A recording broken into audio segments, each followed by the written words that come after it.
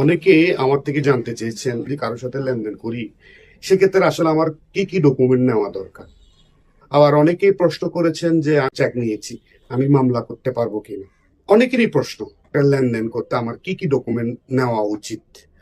বিস্তারিত আলোচনা করব। আমি অ্যাডভোকেট শফিকুল্লাহ, কক্সবাজার জেলা ও দায়রা জজ আদালত।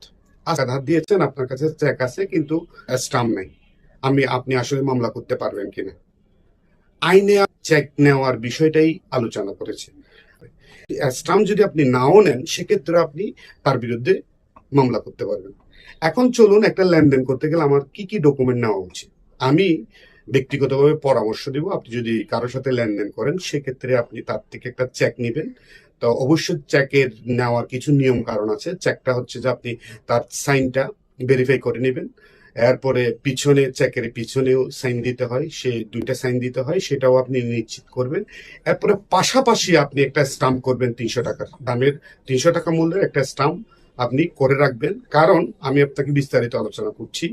কারণটা হচ্ছে যে আপনি যদি চেকটা করেন সেক্ষেত্রে অনেকগুলো প্রবলেম ফেস করতে হয়। সাথে যে আপনি সে বলতে পারে যে আমার চেকটা হারিয়ে গেছে, থানায় জিডি করতে পারে, অথবা তার সাথে আমার লেনদেন হয় নাই, ও আমাকে শত্রুতাবশত এই মামলাটা করতেছে, এরকম অনেক প্রশ্ন আসতে পারে। সেক্ষেত্রে আপনি স্টাম্পটা করে নেওয়া উচিত আমি মনে করি। যদি স্টাম্পটা করে নেন তাহলে লেনদেন করেছেন এটা প্রমাণ করতে খুব সহজ হবে যদি আপনি একটা স্টাম্প নেন। তবে স্টাম্প না থাকলে যে আপনি মামলা করতে পারবেন না সেটা নয়। আপনি স্টাম্প না থাকলেও আপনি চেকের উপরে ডিপেন্ড করে আপনি মামলা করতে পারবেন।